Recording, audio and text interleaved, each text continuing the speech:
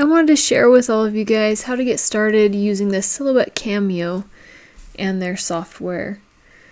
It's kind of a learning curve, so I just wanted to walk everybody through kind of the tools that I use and the program, how it looks, the layout, all that stuff. So I'm just on silhouetteamerica.com, and if you come over here to software and you hit go to software, it's free to download. Whether you have Windows or Mac, you just pick which one. And if you want to have the more tools, which if you end up doing layered stencils, you will have to have at least the designer edition. The business edition, the only real big difference would be that you can download your files in a different format other than the Silhouette. But you just get those license keys right here under the software as well. So once you get that downloaded and open it up, it will look like this.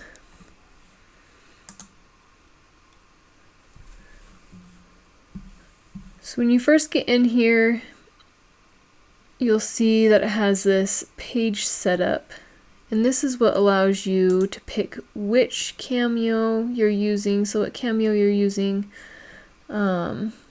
They also have other types of machines, but I have always used the Cameo. I'm actually currently still using the Cameo 2, which works with this setting for the Cameo 4, so I haven't had any issues. So if you don't have a Cameo 4 or 5, you will still be able to use this software with your machine. I always keep this to auto, and my cut mat. Auto is pretty much just going to be your 12 by 12. You can also change it here, but I mean, it automatically does a 12 by 12 layout. But they do sell different sizes of mats. So depending on what size of mat you're using, that's the sticky mat that you're going to be putting your stencil material on to be able to cut. And we'll go over more of that.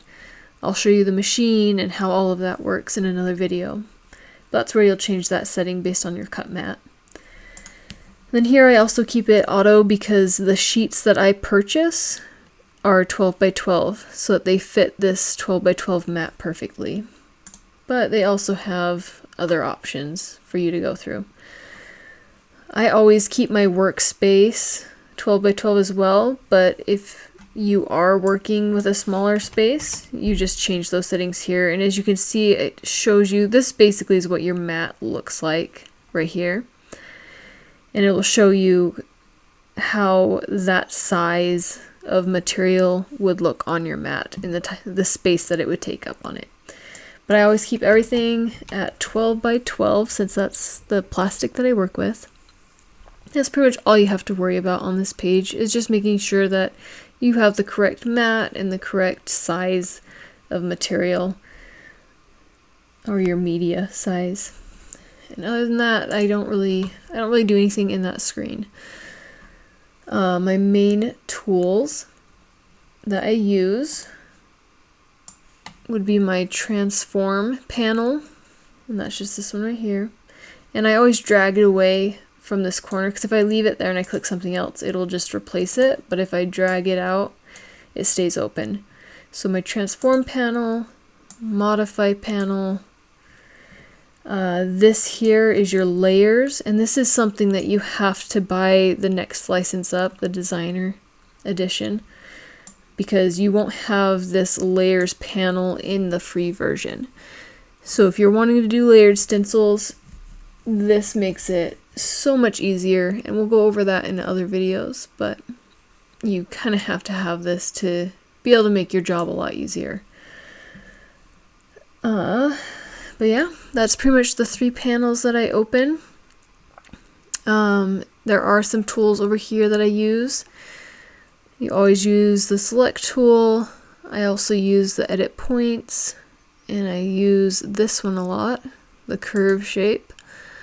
And these are your different, just regular shapes. And every once in a while I'll use like the text, but that's about it on this side panel. So in your transformation panel, you'll use these center ones a lot. This one will center to your page. This will center a shape within another shape. And then this just aligns things. So if you have like 3 different objects like this, it'll align them. Weld and subtract and crop, those are the 3 big ones on the modify panel. And then the layers, I create a lot of layers for my layered stencils. Those are the basics. So if you'd like to actually see these tools in action, that'll be my next video. I'm hoping to create a whole series on learning how to actually use this program so that you guys can also create your own stencils. Hopefully I'll see you next time.